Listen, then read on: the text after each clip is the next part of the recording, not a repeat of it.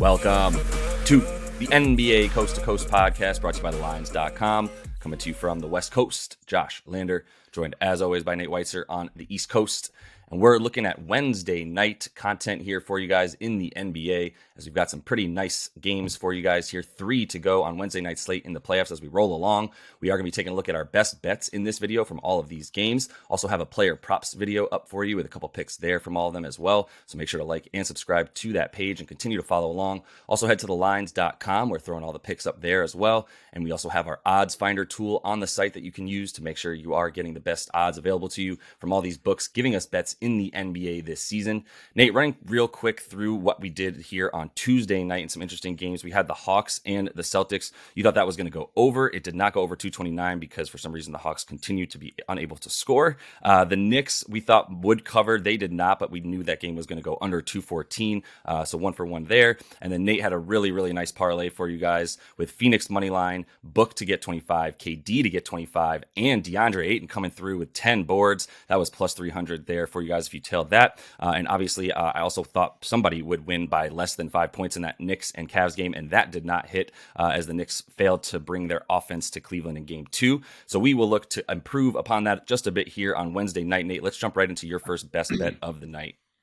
Yeah, looking at this Bucks Heat game and looking at regression offensively, they totaled 247 in game 1, but I'm going under 219 in game 2 here. And Giannis not playing for potentially an entire game could play a role in that. He's listed as doubtful, but I mean, everybody says, tread lightly. They've listed him as doubtful plenty of times this season before, and he's still played. I don't know. I mean, if he tried to come back on the floor twice or something in game 1 and he just tried to get through it, he couldn't.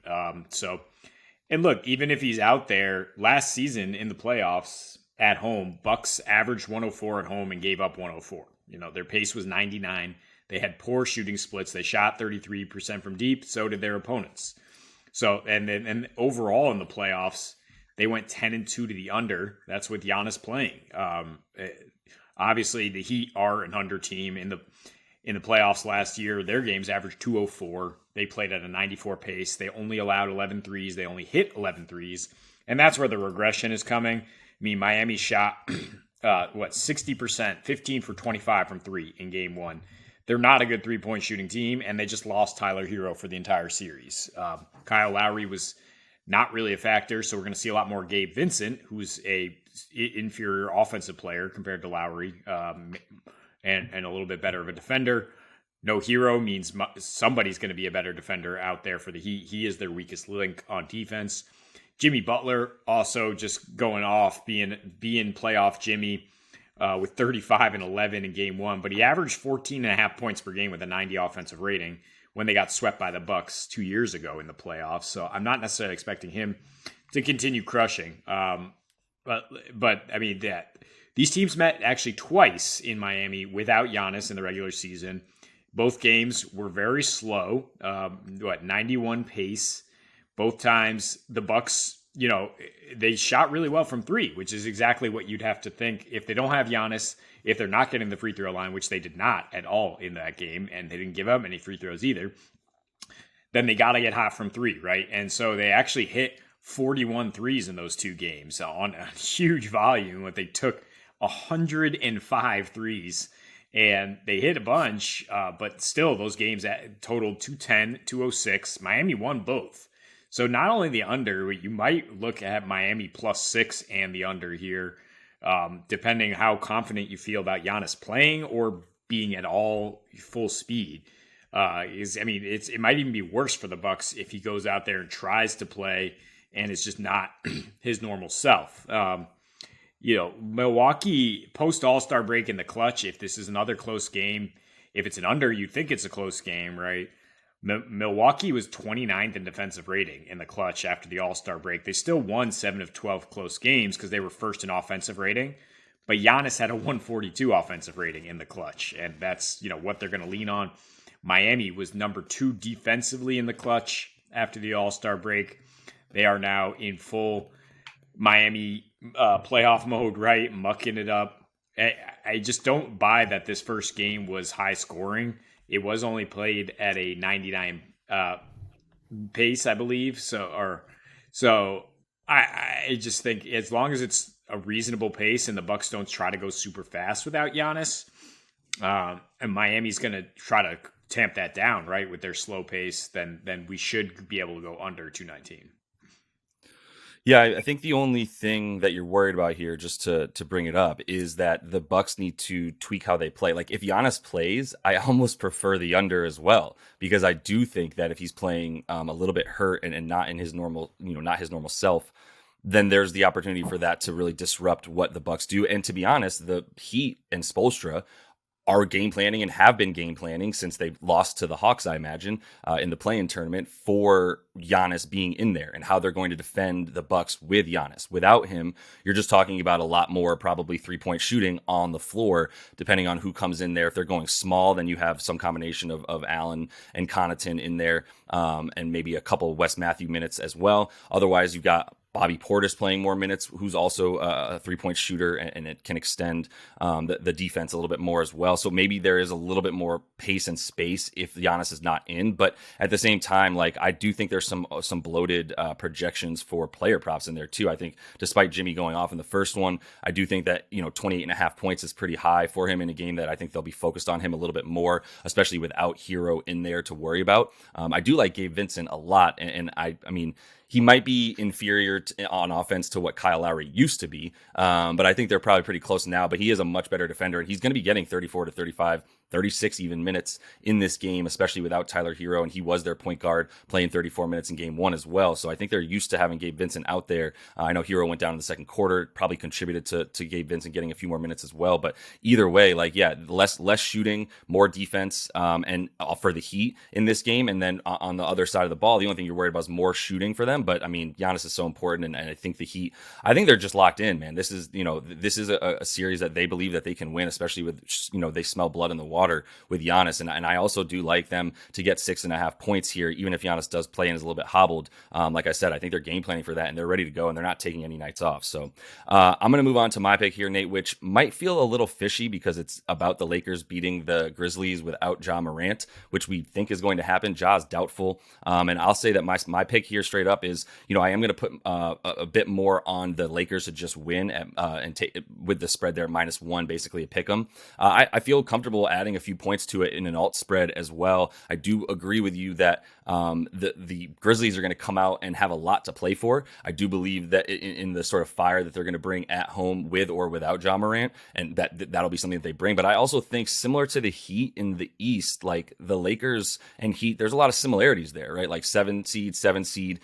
Both teams believe that they can beat the team that they're playing. They played in the finals just 3 years ago. And at this point, like, should the Lakers be a higher seed than the Grizzlies in this iteration of them? So much has changed, down the stretch for them to get where they are, being one of the best teams in the league in the last 15, 20 games.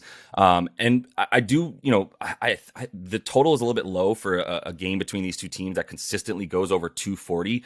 But the times that it doesn't is either LeBron's not playing or Ja's not playing. And if Ja's not playing, that combined with the fact that I think that the Grizzlies are going to need to find defense in a way that, I don't know where they find it. They don't have anybody on their bench to provide it for them in terms of down low defense without Brandon Clark and without Steven Adams. It's too big, man. That's two big misses there that they're just not going to be able to overcome, in my opinion. You saw them get dominated on the boards in the first game. They gave up 22 second chance points. They lost the rebounding battle. They gave up 22 points off of turnovers as well for the Grizz. I think they can turn that down, which would also diminish a bit of the fast break points there at 26 for the Lake Show, which they had in the last game. So I understand that, like, if the Lakers are going to be, I don't think they're going to be withheld necessarily. I think the Grizzlies are focused on trying to do that. And as a result, they're also not necessarily going to be able to score quite as much without Ja, as they just went completely dry in the second half of the last game. Maybe Xavier Tillman gets a few more minutes. He only played 21. Santi Aldama got absolutely mauled all over the place by Anthony Davis and should really not be anywhere near him when he's on the court if they want to be successful in trying to stop this Lakers offense. But the Lakers also just got back, sort of sped up the game so much that, it was 104.5 pace for most of this game, which is actually what these teams are playing at in their last 5 games against each other. The one game that they went a little bit under, LeBron wasn't there. The other game that was still over 238, but went a little bit slower, was without Ja as well. So I'm certainly not indicating this should go under. I'm indicating that I'd like the Lakers to be able to score, and I don't like the Grizzlies to be able to do that. I know that the Grizzlies are going to sell out to try to stop the Lakers around the rim a lot more. They're going to have to, or they're just going to have to hope that a ton of threes go in from guys like Luke Kennard. But I just don't see the game plan for victory without Ja, who he's injured his right hand. It's not his left hand. It's the one he shoots with. So like, I don't know how you can assume that I think it's more likely that Giannis figures out a way to play than Ja Morant essentially. And that the Lakers should be able to handle this game. If you want to juice it up to like -3 on DraftKings, just 2 more points, you get all the way up to +115 on your odds there, which is just nice, a little bit better than the -110 or 115 you get for them to just win by 1. So I'm going to hit both of them with a few more units just on the regular spread there of -1. Yeah, I mean, if Ja plays, if Giannis plays, it's the same kind of situation where we actually feel better about the team losing. That needs their star to play. But you're totally right. I mean, you can't play with a broken wrist, and especially even if it was his non-shooting arm, like he can't continue to be aggressive, which is what he does, right? So, I mean, I'm in a similar mode here where I think the Lakers are going to win. And I like that you're juicing the odds, but I think you put a little bit of money on something small like that to cover yourself. And then you go big here with the Lakers trailing at halftime, but win the game +470. And that is nice and juicy at FanDuel. We've tried this a couple times, but I think right here, it is a good bet because we expect the Grizzlies backs against the wall. Right, Triple J is going to get his Defensive Player of the Year award, and the building's going to be rocking, and they are very good at home. We expect them to come out hot, but eventually to really be missing Ja Morant, and it's not the same situation as last year where they lost him against the Warriors. But I mean, they still did trail. They blew a small 3-point halftime lead in their first game without him at Golden State. Of course, then they crushed the Warriors in Game 5, but that was just a veteran team taking a nap. And then, once again, close halftime game. They only scored 45 in the second half without Ja. 95 offensive rating for the game, and they lost that one by double digits to the Warriors. So you could cash both bets. What we're saying here, alternate spread, and the Lakers to just pull away in the second half, much like I talked about with the Bucks. The Grizzlies are pretty damn good in the clutch at home since the All-Star break, but Ja has the 6th highest usage rate and a 40% assist rate in the clutch. So you go, okay, well, somebody else is going to step up. Bobane's efficiency drops from 123 to a 109 offensive rating without him. Triple J, 5 worse in terms of offensive rating. Dylan Brooks never has a good offensive rating, but his usage rate rises because he's like, I got this, guys. And if you're a Memphis fan, you do not want to see that. And the biggest difference from last year is there's just not a bench anymore for Memphis, right? I mean, it's like Santi Aldama, big body Roddy, like these are guys that are going to just throw at Anthony Davis for food, and it's going to be a problem. Last year, they had that huge record without Ja. This year, 13-9, and down the stretch, they did blow a 19-point lead to NOLA, which is exactly what we're talking about here. They also blew a small halftime lead with the backups out there against OKC. Look, but a larger sample size here. In the third quarter, specifically without Ja, they're getting outscored 32.5 to 27. So it is that type of thing where they might come out hot, but they're not going to be able to sustain it without their best player. And the Lakers, as a veteran team, as a really, really deep team now, they just have such a huge advantage in terms of depth, right? Since the trade deadline. I think they will be able to pull away in the second half. Once again, the only question is, will they be trailing at halftime? Which is why I think you do want to hedge it a little bit with just the -1 or the -3 like Josh is talking about. Yeah, and I hear you on that too. I mean, this is definitely worth it. I love finding these because you can sort of bank on one team being a little bit more focused and have a little bit more motivation in the first half, and that would be the case in this game as well. So I would feel good about it. It is crazy to see those clutch numbers for the Grizzlies since, in basically their last like 15, 20 games. But yeah, Ja played in the majority of those that they were in the clutch and was pretty huge. So yeah, I would say that this is an opportunity to fade them in the second half essentially, and definitely be watching this game for some live angles as well from that standpoint, like perhaps the first quarter, especially the Grizz come out and dominate the first quarter. And I would agree with that. And we'll see if they can sustain it in the second. But I do like what you pointed out about the third quarter being the one that they really just let things fall. And that's what we saw in game one as well. So maybe we'll see that again here in game two, and some really nice odds at about 5-1 on your money. So let's finish things off with, I'm just going to cheat here and go with a player prop, Nate, because I think there's some good props out there tonight, and I didn't want to use all three of the ones that I was looking at here in our player props video, but thought I'd bring out the Aaron Gordon prop that you definitely pointed out to me, and I would agree with it. And at first I was kind of like, what are we seeing here? But 14.5 points for him is -105. So first of all, that's pretty good juice for him to get 15 when he just got 13 points in 23 minutes against Minnesota. Like, some of the trouble with capping this game is that we don't have a use case to look at, because game one was not a game of basketball. It was just whatever the Timberwolves were doing out there versus a Denver Nuggets team that was kind of playing with its food as well and still managed to win by almost 30 points. So I expect him to get a bit more than 23 minutes. It's another reason why I would consider maybe like Ant going off. Somebody on the Timberwolves has to have a huge game between he and Cat after that game one, which should keep it a little bit closer and allow us to actually watch a basketball game that Aaron Gordon needs to play the required roughly 34 minutes that he's probably going to get throughout these playoffs as the starting power forward. So moving forward, like if you look at how he did in their last